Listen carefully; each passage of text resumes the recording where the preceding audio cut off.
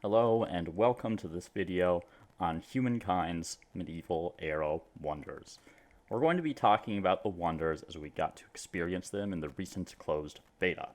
There will likely be changes when the game is released, and we'll talk about that on this channel. But for now, we're going to discuss the effects that we know about, and later updates will just have to wait. We'll talk about the Angkor Wat, Notre Dame, Todai-Ji, and Forbidden City. I'll also note that the medieval era is actually the era that has the highest concentration of wonders located in Asia.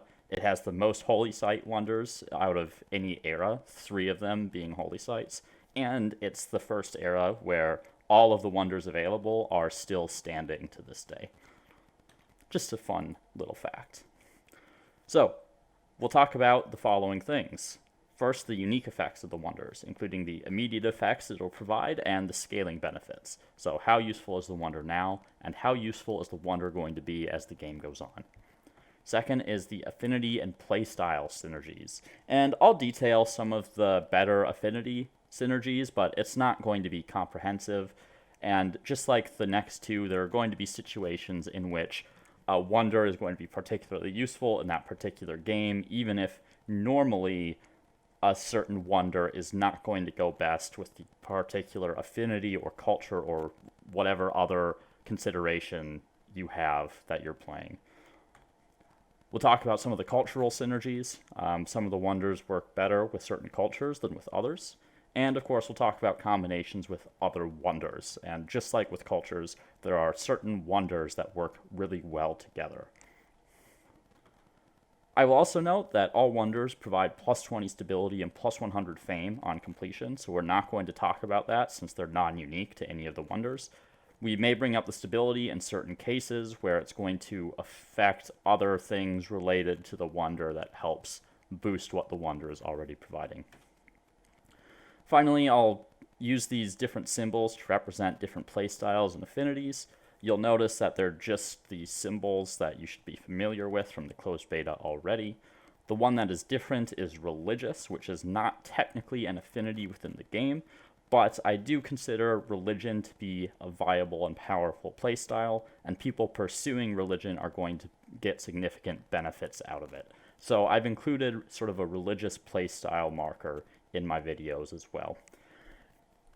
These markers are more used to represent a style of play rather than the specific affinity. So there are a lot of cultures that are good at things that are not related to their specific affinity. So for instance, the Greeks are actually really competent militarists and expansionists because of the power of the hoplite, despite being a scientist affinity. So when you look at these symbols, it doesn't necessarily mean, oh, this is best only with merchant cultures. It can actually be good with anyone that is generating gold, for instance. With that in mind, let's talk about our first wonder, the Angkor Wat. The Angkor Wat provides you plus 1 food per faith, and it acts as a holy site, so you get the plus 20 faith and plus 20 stability. Right off the bat, if you had nothing else providing you faith, you'd get the plus 20 faith and plus 20 food with a little stability on the side. So a total of plus 40 stability with the base benefits for wonders.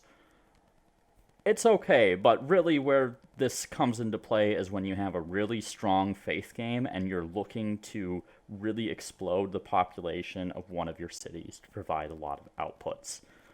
So where this works really well is with people pursuing a strong religious game. When you have more faith, you'll get more food, which means more pops, which means more of every single output in the game. You'll get more influence from having more population, and your population can be assigned to the different jobs to produce you science, food, production, or money, whatever it is that you need. It also works well for, I would say, not necessarily agrarians, but people who are going for an agrarian style of play, people that want to have really big cities with a lot of population. And the Angkor Wat in particular is great for catching up on population if you didn't focus on population in the prior 2 eras, but you do have a strong faith-based game. So if you have a lot of holy sites, perhaps you have a wonder or 2 that also act as holy sites, then you can get a lot of faith that's going to provide you a lot of food to support your populations. This does have some very good cultural affinities. The first I want to talk about is the Teutons, because the Teutons appear in the same era as the Angkor Wat. And the Teutons are also the first culture that get a emblematic quarter that gives you faith based on the number of districts in the city in which you build it. So up to this point, all the emblematic quarters are just providing you a flat faith bonus. The Teutons really blow that out of the water. And starting in the medieval era, they are the strongest faith-based culture, and no one can really compete with them until later eras.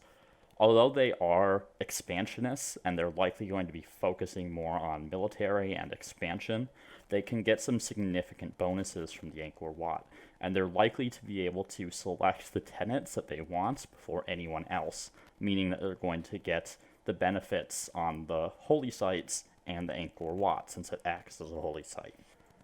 Additionally, we have the Olmecs, and the Olmecs may seem a little bit less obvious because they don't provide any sort of faith generation from the ancient era. The thing with the Olmecs is that they have the best influence generation of any culture up until the early modern, when you get the Ming and the Edo-Japanese.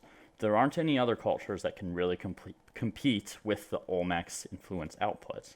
And what that means is that the Olmecs are typically going to have the pick of the litter when it comes to which wonders they want to choose. And that means that they are the most capable people of pursuing a holy site-based strategy, because they can, in the ancient era, they can pick Stonehenge. Going into the classical era, they can pick the, say, statue of Zeus. So they have a capability to select the wonders that they want to farther enhance their religion. And because of their influence output, when they pick a religion at the start of the game, they're able to afford to pick polytheism rather than shamanism for that extra faith generation. So if you've picked the Olmecs, you are likely going to be ahead of just about everyone else in the religion game, and you're going to be more likely to be able to pick the wonders that work really well with Angkor Wat. Finally, we have the Ottomans and the Spanish, and I'm going to lump these two together because they both appear in the early modern. The Ottomans get a district that are going to give them faith per population, and the Spanish give an emblematic quarter that gives faith per district. And I might be getting those two backwards, but I'm pretty sure that's correct. So again, it's a very similar situation to the Teutons. Although they're both expansionists, because they generate such a high amount of faith with their emblematic quarters, they're able to get a lot of benefit out of the Angkor Wat in one of their cities. And again, because they have such powerful faith that no one else can really keep up with, it means that they're going to be able to select the tenets that they want and really push a holy site-based strategy if they so choose to do that. I'll also mention briefly the Mayans, although I don't have their image here, because the Mayans are a culture that can generate some pretty decent faith with the Kuna, and because they're a builder culture, they might actually find themselves a little bit behind on food as they enter the medieval. So the Angkor Wat represents a decent way for the Mayans to play catch-up a bit on their population growth while having a decent faith income, even if it's not going to be quite as high as if you had focused on that exclusively. So really the general strategy for the Angkor Wat is get as many holy site wonders as you possibly can and take cultures with really high faith generation, because that is going to give you the most benefit to your food. So Stonehenge is a great option for this if you can get the statue of Zeus in the previous era, but more importantly, if you can secure like Notre Dame in this era or St. Basil's Cathedral in the next era. Both of those provide excellent synergies with their faith output that will generate you more food and allow you to expand your population even more. And speaking of wonders, some of the wonder synergies with this, obviously we have to talk about Machu Picchu in the early modern. Machu Picchu allows you to redistribute half of your food in one of your cities to other cities. So what you can do is you plop down Angkor Wat in a city that has really high food generation. Next era, you claim Machu Picchu, you put it in the same city, and suddenly this one city is feeding practically your entire empire. And you can then go on and just build other things in your other cities, whatever it is you need: science, money, production, units, anything. So, with a bunch of agrarian quarters, a bunch of faith output, Machu Picchu, you can feed an empire with these two wonders. The other good synergy, though it does have some issues, is the Eiffel Tower. And this is because with Angkor Wat, with its food production, you're going to have more pops than other civilizations in a comparable situation to you. And having more pops means you're going to get more production out of the Eiffel Tower. And particularly because a lot of the religious cultures are actually expansionists, like the Teutons and the Ottomans and the Spanish. They give the best bonuses to faith. This means you're going to have generally a larger empire than other people, which also means more population to benefit from the Eiffel Tower. Like other holy site wonders, the Angkor Wat again works really well with other holy sites, but this time the benefit is twofold. Normally, it works really well with other holy sites because you want all those tenets that apply to holy sites. But because the Angkor Wat gives you food per faith you have, it means every single one of these holy site wonders that you build means you're also increasing your food income. So Angkor Wat combined with, the St. Basil's Cathedral in particular, but also like Notre Dame is really damn good. And even some of the earlier wonders, even though they only provide plus 20 faith, that's still an extra couple pops that you're going to be able to support for some of the earlier holy site wonders. So the Angkor Wat, overall, it's a pretty darn good wonder. But that actually doesn't make it the best wonder in the era, because this era has a lot of good wonders. I think it's somewhat situational. You really want high faith output to make use of it. But in the situations where you have that, the Angkor Wat is definitely worth building. So let's talk next about what I would probably consider the most versatile wonder in the era, which is the Forbidden City. And the effect of the Forbidden City is very simple. You get plus 25 war support when you go to war. So let's talk about war very quickly in Humankind. As of the closed beta, war gets you access to 4 different era stars. Expansionist and militarist are the obvious ones. You're killing enemy units and you're capturing enemy cities. But when you capture enemy cities, you also get the benefits of those cities towards your agrarian and your builder stars.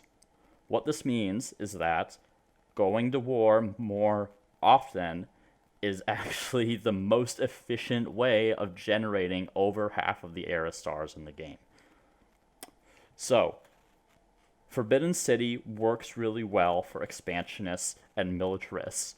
It lets you go to war more often with higher war support, which means you can be at war for longer and take more territories. But really, it's good with any culture that has strong emblematic units or other bonuses for conquest. Think the Germans, for instance, in the industrial era, where they get a plus 3 combat strength bonus to all their heavy weapons. Or think about the Ottomans in the following era with the Janissaries, where they can really power onto the field. The Forbidden City is going to let you take advantage of those really strong units and those really powerful effects more often. And it's going to let you generate a lot more era stars. So really, the general strategy for the Forbidden City is you are going to war as often as possible. Every single time you're at max war support, you want to be clicking the declare war button because you are constantly going to be expanding. That is why you build the Forbidden City. So it does have some synergies, perhaps not as strong as some of the others. First is Temple of Artemis. Temple of Artemis is going to give you that health regeneration on your units so that you can keep up your war efforts more quickly. So after you capture an enemy city, you might need to stop and heal for a bit. The Temple of Artemis is going to let you do that a little bit faster. The Lighthouse of Alexandria is... it's not going to be as common, but in those situations where you're on more water-based maps and you're making heavy use of naval units, it is going to be a synergy with Forbidden City.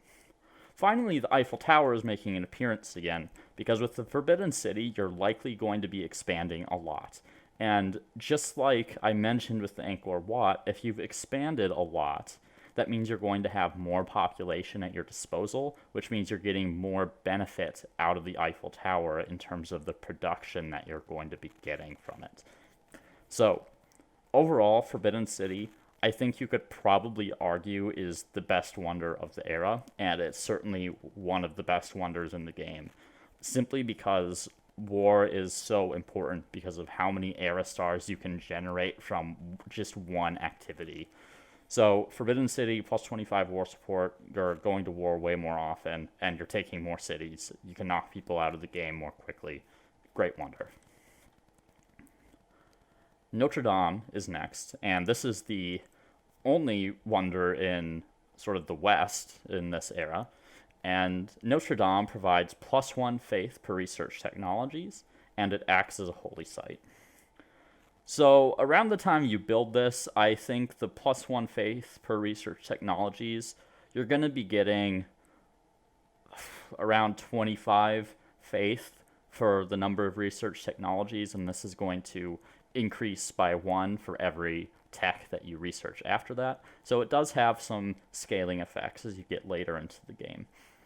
And obviously, Notre Dame is going to work really well with someone focused on their religion, just like some of the other holy sites.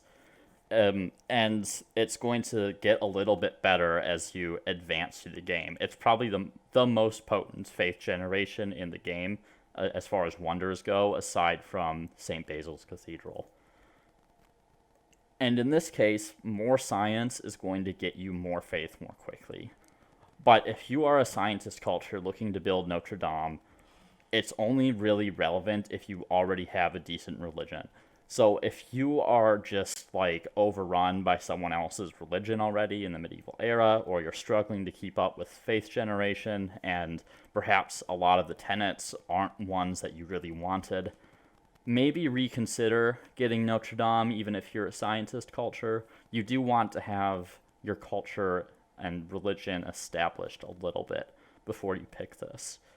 But in situations where it's kind of even, or maybe you're just a little bit behind, Notre Dame can help you really catch up or just tilt you just ever so slightly over the edge and help you battle some of these stronger faith-based cultures in the game that are going to be a little less likely to take Notre Dame. So some of the cultures this works really well with, first are the Umayyads. And you'll notice that the Umayyads don't have any faith generation inherent to their culture. But they are the only medieval scientist culture, which means they're going to be able to get farther ahead on technologies in the medieval era. If you have focused a little bit on faith in the prior eras, and you want to go into the medieval era with some good science generation, but don't want to give up on faith completely, Notre Dame allows you to advance into the Umayyads without sacrificing your faith generation. So you can continue to play that religious game while also perhaps diversifying into science from whoever you were, say the Celts or the Mayans or whatever. The Teutons are also going to make another appearance here because the Teutons, they get a ton of faith already, so they're really going to work well with any of the holy site wonders. But Notre Dame in particular, the Teutons get a +1 money and +1 science bonus per pop in their empire that is following the state religion. So that +1 science bonus, combined with the fact that they're an expansionist, so they're going to be going out and getting more pops in their empire, means that they can actually get a decent amount of science bonus on top of whatever other bonuses they may be getting from previous eras, which can allow you to get a little bit ahead in the technology tree compared to the non-scientist cultures. I would be remiss to not mention the French here as well, and very fitting. The French have insane science bonuses. Like, you can complete the industrial era tech tree so fast. And you will get a ton of faith from doing that, because the industrial era is just chock full of technologies. And like the Umayyads and some of the other scientist cultures, the French don't have any way to innately generate any faith. So Notre Dame can help you keep up on your faith generation if you have picked the French. I'd also like to mention the Greeks, who come the era before. Because the Greeks, like some of the other scientists, don't have any faith generation, but entering the medieval era, they are likely to be ahead of most or all of the other cultures in the game on their science. So when they enter the medieval, they're going to get more of an immediate benefit out of Notre Dame when they build it. They're likely to have already researched some of the technologies in the medieval era, and perhaps all of the technologies in the classical, depending on how long you put it off for. And some of their bonuses, like the +2 science per researcher and some of the scaling science effects on the amphitheater, are going to help ensure that you're able to continue to research technologies ahead of some of the other cultures, which is going to help you keep up with the faith game. So the general strategy here, really, Notre Dame is best for games where you're combining your science and religion. It can be decent for anyone, because all empires really need to research technologies at all points in the game. It's a critical part of the game, right? But science cultures and faith-based cultures are going to get more use out of it than others. And in particular, it's going to be more important if you're choosing tenets that grant you science on your holy sites. Because Notre Dame will get the benefit from that, the holy sites will get the benefit from that, some other wonders will get the benefit from that, and that extra science will help you get the faith from Notre Dame faster. So some of the wonder synergies, first is going to be Mausoleum, and the Mausoleum is one that's going to give you science per district. This has an obvious synergy because it helps you research technologies faster, which is going to help you get the faith per technology more quickly. Similarly, the Statue of Liberty is going to give you science per number of territories under your control, which is again going to help you generate that faith per research technologies more quickly. And again, Big Ben is another science-based wonder. It's going to give you +10 science flat and some more science if you are in an alliance with people. So again, is going to help you generate the faith more quickly per research technology. Notre Dame also synergizes well with all the other holy sites, just like other holy sites, in order to stack the stability bonuses, in order to stack all the tenant bonuses on holy sites. So overall, Notre Dame, pretty strong wonder if you're going for a faith-based strategy, particularly if you're playing into science. So finally, let's talk about Todai-Ji. Todai-Ji is more of a defensive wonder, because Todai-Ji gives you +20% turns before your city and outposts and all that are converted to someone else's religion. And then, like others, it acts as a holy site for the +20 faith and +20 stability. So, really, the only thing this really synergizes with is religion, but differently from the ways that others do. Todai-Ji is really defensive in how you utilize it. Yes, you get the holy site bonuses, and if you're pursuing a religious game and want those tenets for the holy sites and Todai-Ji is the only one left, you might pick it. But where Todai-Ji is good is going to be against players that have really strong faith output, and you yourself have a religion that you don't want to lose the benefits of. So, say you are playing someone like the Celts or the Mayans in the previous era that have some capacity to generate faith, to get some decent tenets, and then you come into the medieval era, you pick whatever culture, and you find yourself neighboring the Teutons. Or maybe even in the next era, you find yourself neighboring the Ottomans or the Spanish. This shines not with particular cultures, but when against those cultures. So the Teutons and Spanish and Ottomans all have this insane faith generation capacity, and you're going to really struggle to keep up with their religion. So where Todai-Ji comes in is that it prevents them from spreading their religion as quickly. It means they're not going to get all the benefits out of that religion that they would like to do. Todai-Ji lets you play catch up. It gives you a buffer against these really strong religions that are going to be intruding in on your territory. So you can either choose a culture in the following era that has better faith generation, perhaps get wonders online that give you some extra faith to help bolster yourself, all those kinds of things. So against these cultures is when you want to build Todai-Ji. I don't think it's as strong as the other holy sites, but it can give you a buffer against these strong faith outputs. It does have synergies with the other holy sites.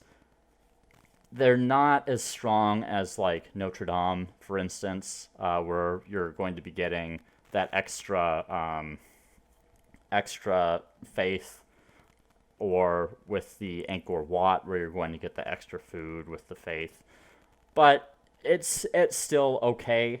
Like I said, it's largely going to be built when you're trying to defend yourself, defend your religion against a hostile religion that's intruding in on your territory. So, that wraps up our medieval era wonder discussion.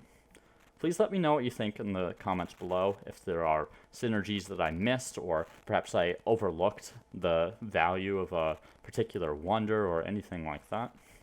I'll be bringing you the pre-modern or early modern era wonders in the near future, and we'll talk about some of the benefits of those wonders, followed up by the industrial era shortly thereafter. Thanks for watching, and I'll see you again soon.